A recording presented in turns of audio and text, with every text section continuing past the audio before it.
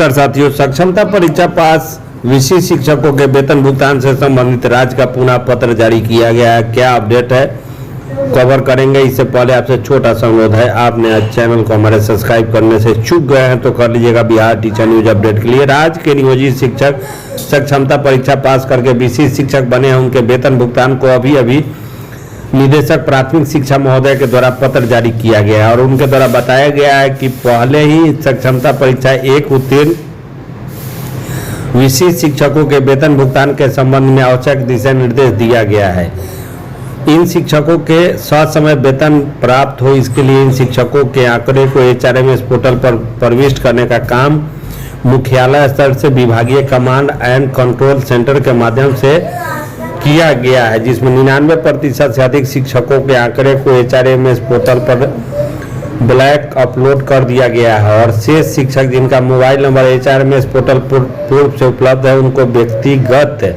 प्राण भारतीय नागरिक श्रेणी के तहत प्राण अथवा किसी बैंक के माध्यम से प्राण लिया है एवं अभी तक शिक्षक के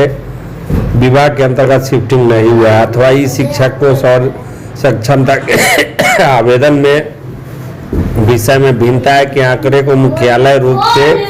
HRMS पोर्टल पर ब्लैंक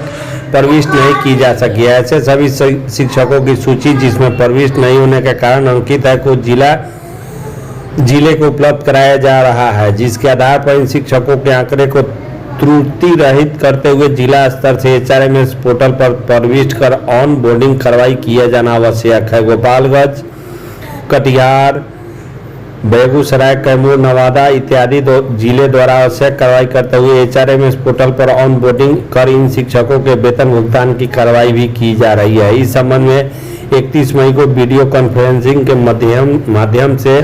विस्तार पूर्वक बताया गया है और सहमति बनी कि जब तक प्रविष्ट नहीं हो जाती आंकड़े के आवश्यक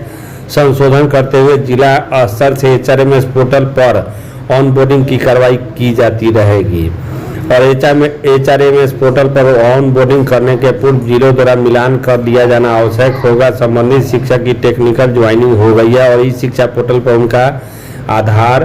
कक्षा और विषय में किसी प्रकार की भिन्नता नहीं है। आगे उन्होंने बताया निर्देश दिया जाता है कि सक्षमता उत्तीर्ण विशिष्ट शिक्षक जिनका आंकड़ा उपयुक्त वर्णित त्रुटि के कारण HRMS पोर्टल पर अभी तक प्राप्त नहीं हुआ है कि आंकड़ों को आवश्यक संशोधित कर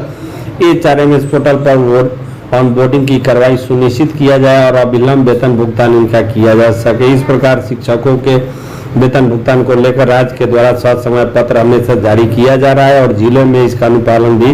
किया जा रहा है और इस पत्र के आलोक में जल्द ही जिनका वेतन भुगतान ऑन बोर्डिंग के कारण या किसी अन्य त्रुटि के कारण ऑन बोर्डिंग नहीं हुआ है, ऐसे शिक्षकों के ऑन बोर्डिंग में तेजी आएगी और वेतन भुगतान जल्द से जल्द हो सकेगा। फिलहाल अभी तक के अपडेट के लिए इतना ही और आप हमारे चैनल को अभी तक सब्सक्राइब करने से चूक गए हैं तो वेतन संबंधी अपडेट के लिए कर लीजिएगा। धन्यवाद।